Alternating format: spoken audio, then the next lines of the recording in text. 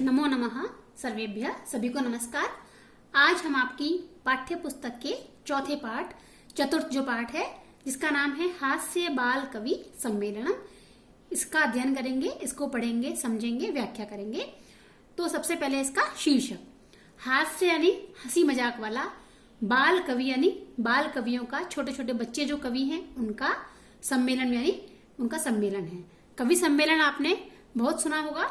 तो इस पाठ में एक ऐसा कवि सम्मेलन है जिसमें 4 छोटे छोटे बच्चे हैं जो बाल कवि बनकर आए हैं, और विशेषता ये है कि वो हास्य कविता पढ़ेंगे, यानी सिर्फ हंसी मजाक वाली जो कविता है उसका ही वो पाठ करेंगे। तो आइए चलते हैं बाल कवि सम्मेलन में। सबसे पहले मंच के बारे में बताया गया है कि विविध वेशभूषाधारिणः चत्वारः बाल कवयः मंचस्य उपरि उपविष्टाः सन्ति। विभिन्न प्रकार के वस्त्र धारण करने वाले, कपड़े पहनने वाले जो 4 बाल कवि हैं वो मंच के ऊपर बैठे हैं। और अधः यानी मंच के नीचे श्रोतारः, जो ऑडियंस है, जो पब्लिक है, जो दर्शकगण हैं, वो हास्य कविता श्रवणाय, हास्य कविता को सुनने के लिए उत्सुकाः सन्ति, बड़े उत्सुक हो रहे हैं। और कोलाहलं च कुर्वन्ति, बड़ा शोर मचा रहे हैं कि जल्दी से ये कार्यक्रम शुरू करो, ऐसा कहकर वो शोर मचा रहे हैं। अब क्या होता है, मंच पर जो संचालक है, जो एंकरिंग करने वाला है, वो आता है और वो क्या कहता है, अलम कोलाहलेन, अलम यानी बंद करो, बस करो, कोलाहलेन यानी शोर करना, कि दर्शकगण बातें करना, शोर करना बंद करो। अद्य परम हर्षस्य अवसरः, आज तो बड़ी खुशी का मौका है। क्या मौका है?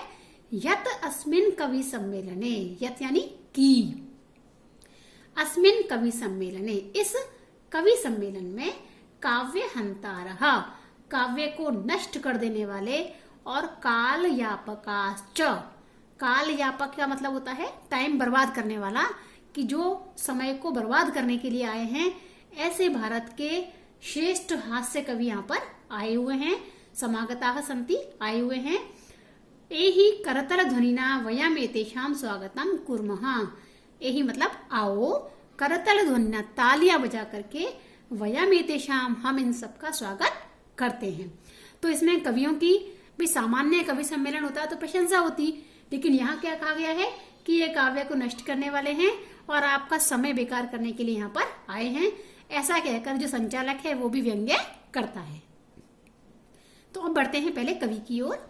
सबसे पहले आता है गजाधर नाम का कवि, और वो क्या कहता है, सर्वेभ्यो और रसिकेभ्यो नमो नमः। अब सामान्य रूप से कोई कवि आता है तो क्या कहता है कि अच्छे से दर्शक गणों को मेरा नमस्कार है, लेकिन ये क्या बोलता है, सभी अरसिकेभ्यो। अरसिक का मतलब वो व्यक्ति जिसे कविता समझ में नहीं आती, तो वो ऑडियंस के लिए या दर्शकों के लिए क्या बोलता है कि आप सभी अरसिक हों और मुझे, मेरी ओर से आपको नमस्कार है। प्रथमं तावत् अहम आधुनिकम वैद्यम उद्दिश्य स्वकीयम काव्यम श्रावयामि। तो चलो सबसे पहले मैं जो कविता सुनाता हूँ वो किस पर आधारित है, आधुनिकम वैद्यम, आजकल के वैद्य, आजकल के चिकित्सक, आजकल के डॉक्टर, उनके ऊपर मैं कविता आपको सुनाता हूँ। क्या बोलता है गजाधर, वैद्यराज नमस्तुभ्यम, यमराज सहोदर, यमस्तु हरति प्राणान, वैद्य प्राणान धनानि च। क्या कहता है कि वैद्यराज जी आपको नमस्कार है, नमस्तुभ्यम यानी आपको तो नमस्कार है। यमराज सहोदर, आप तो यमराज के भाई हो, और सिर्फ यमराज के भाई ही नहीं हो, आप तो उससे भी आगे हो। क्यों? क्योंकि यमस्तु हरति प्राणान, यमराज तो सिर्फ व्यक्ति के प्राणों को ही ले जाता है, यानी ये माना जाता है कि जो व्यक्ति मरता है उसके प्राणों को कौन ले जाता है, यमराज।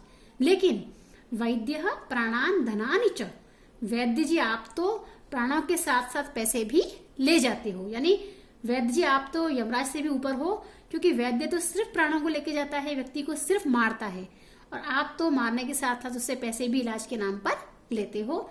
ऐसा कह करके सर्वे उच्चैः हसन्ति, सब बड़ा उससे खुश होते हैं और बड़ी जोर से हंसते हैं, क्योंकि वो एक हास्य करता है कि वैद्य जी आपको नमस्कार है, आप यमराज के भाई हो, और यमराज तो सिर्फ प्राणों को ले जाता है, आप प्राण और पैसे सबको ले जाते हो।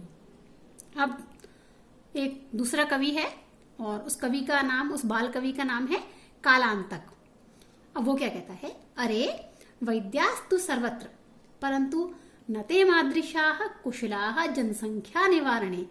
अब वो इसी हंसी मजाक को आगे बढ़ाते हुए कहता है कि वैद्य तो खूब हैं सर्वत्र यानी हर जगह है, परंतु लेकिन न ते मादृशा कुशला, वो मादृशा यानी मेरे जैसे, कुशला यानी कुशल होना, दक्ष होना, प्रवीण होना, कि वो मेरे जितने एफिशिएंट नहीं है, मेरे जितने कुशल नहीं है। किस काम में?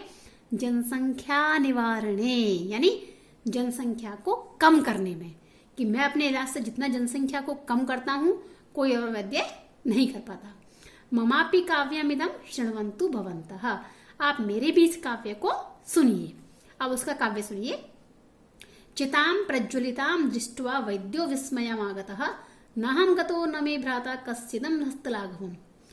अब वो कहता है एक जगह से वैद्य जी जा रहे हैं और उनको चिताम प्रज्वलिताम, उनको ये शब्द चिता है थोड़ा अलग लिखा हुआ है, तो चिताम प्रज्वलिताम, चिता यानी मृत व्यक्ति को जब जलाया जाता है तो उसे बोलते हैं चिता।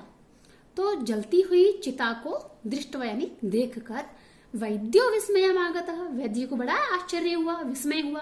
क्या हुआ कि नाहम गतो, नाहम अर्थात न धन अहम, अहम का मतलब होता है मैं और ना का मतलब नहीं, कि मैं तो न गतो, गतो यानी गया, कि मैं तो इसके घर नहीं गया, और न मैं भ्राता, ना ही मेरा भाई जो कोई वैद्य है वो भी गया।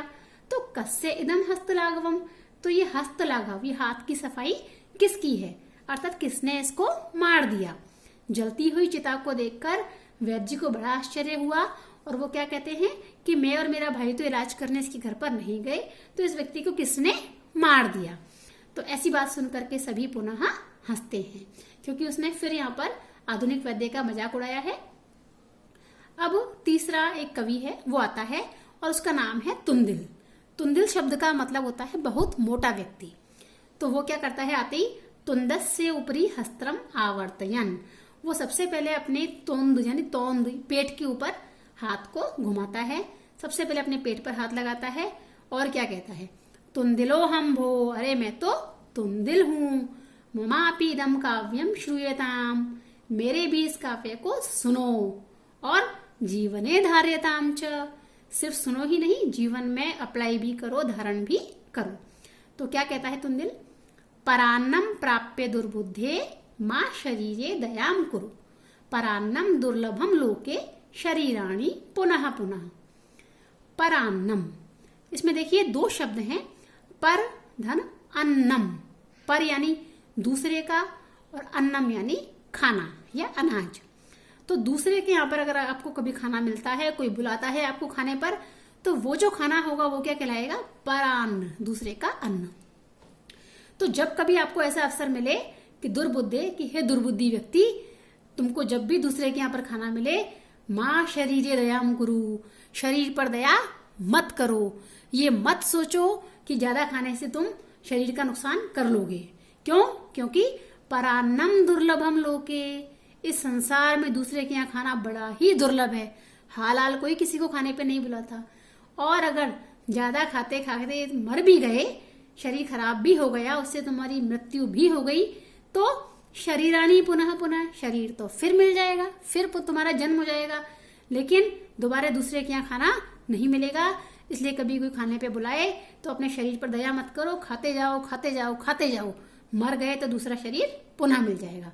कौन कहता है ये? तुंदिल। सर्वे पुनः अट्टहासं कुर्वन्ति, सभी वापस से एक बार हंसते हैं। अब इनका अंतिम कवि आता है चार्वाक।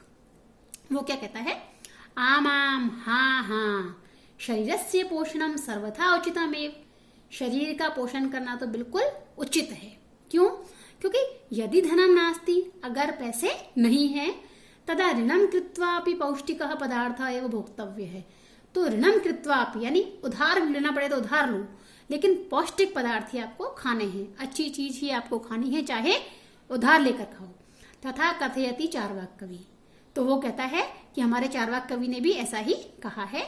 अब वो उसको कोट करते हुए कहता है, यावत जीवेत सुखम जीवेत ऋणम कृत्वा घृतम पीबेत। इसका हिंदी में अर्थ है, जब तक जियो सुख से जियो, उधार लेकर घी पियो। कि जब तक जियो सुख से जियो, आराम से, पैसे नहीं है उधार लो, पर घी पियो। घी पियो का मतलब है अच्छी चीजें ही खाओ। अब ऑडियंस में से एक बोलता है कोई बच्चा कि तरही ऋणस्य प्रत्यर्पणम कथम, उधार ले लिया भाई, घी पी लिया, चीजें खा ली, लेकिन उधार कैसे लौटाएंगे, प्रत्यर्पणम यानी वापस कैसे करेंगे, कथम यानी कैसे। तो चार्वाक बोलता है वापस, अरे श्रूयताम मम अवशिष्टम काव्यम, कि भाई प्रश्न मत पूछो, मेरी बाकी की बात तो सुन लो। अवशिष्टम यानी बचा हुआ मेरा श्लोक तो सुन लो। वो क्या है आगे, घृतम पीत्वा श्रमम कृत्वा ऋणम प्रत्यर्पित जनः, वो कहता है पहले उधार लो, घी पियो, और घृतम पीत्वा घी पी करके ताकत आएगी आपके अंदर, श्रमम कृत्वा फिर उससे परिश्रम करो, मेहनत करो, और ऋणम प्रत्यर्पित जनः, जो उधार लिया गया है उसको वापस से लौटा दो। तो जो व्यक्ति उधार लेकर घी पिएगा उसके शरीर में ताकत आएगी, फिर आप उधार के पैसे मेहनत करके लौटा सकते हो। ऐसा कौन कहता है, चौथा जो कवि है चार्वाक। अब ये चारों जो कवि हैं ये अपनी बात को कह चुके हैं। अब क्या है, काव्य पाठ श्रवणेन उत्प्रेरितः एकः बालकोऽपि आशु कवितां रचयति हास्यपूर्वकं च श्रावयति। अब क्या है, जब सारी कविताएं सुन ली तो काव्य पाठ श्रवणेन उत्प्रेरितः, उत्प्रेरित हो गया, एक बच्चे को और प्रेरणा मिल गई जो ऑडियंस में बैठा हुआ था, दर्शकों में बैठा हुआ था, और वो बच्चा भी आशु कवितां रचयति, एक छोटी सी कविता को तुरंत बनाता है और हंसते हुए उसको श्रावयति यानी सुनाता है। क्या कविता है उसकी, बालक कहता है, श्रूयताम श्रूयताम भो, सुनो सुनो सुनो, ममापि काव्यम, मेरी भी कविता को। वो क्या कहता है, गजाधरम कविम चैव तुंदिलम भोज्यलोलुपम कालांतकम तथा वैद्यम चार्वाकम च नमाम्यहम्। इसमें देखिए, अगर हम कर्ता क्रिया कर्म को देखें तो नमामि प्लस अहम, नमामि जो है वो इसकी क्रिया है और अहम इसका कर्ता है, यानी अहम नमामि, नमामि यानी नमस्कार करता हूं, और कौन करता है नमस्कार, अहम यानी मैं, अहम नमामि। अब मैं नमस्कार करता हूं, किसको करता हूं, गजाधरम कविम, कवि गजाधर को, तुंदिलम, तुंदिल को जो कैसा है, भोज्य लोलुपम, भोजन का लालची, मैं कवि गजाधर को, भोजन के लालची तुंदिल को, और कालांतकम तथा वैद्यम, वैद्यराज कालांतक को, और चार्वाक को, जो चौथा कवि था चार्वाक, उन सबको मैं नमस्कार करता हूँ। तो एक प्रकार से ये जो बालक है ये धन्यवाद ज्ञापन करने आता है, और क्या कहता है कि मैं कवि गजाधर को, खाने की लालची तुंदिल को, वैद्य कालांतक को और चार्वाक को नमस्कार करता हूँ कि उन्होंने हमें इतनी अच्छी कविताएं सुनाई। काव्यम श्रावयित्वा हा हा हा इति कृत्वा हसति, छोटा बच्चा है तो कविता को सुनाता है पहले, और हा हा हा ऐसा कहकर के वो खुद भी हंसता है। अन्य चापी हसंती, बाकी लोग भी उसकी कविता को सुनकर हंसते हैं, और सभी अपने अपने घर चले जाते हैं। तो इस प्रकार हमने ये बाल कवि सम्मेलन सुना, देखा। आपको आशा है समझ में आया होगा, और आप इसे अच्छे से समझने का प्रयास करें। यदि कुछ परेशानी हो, कुछ शंका हो, तो आप व्यक्तिगत रूप से मुझसे पूछ सकते हैं। धन्यवाद।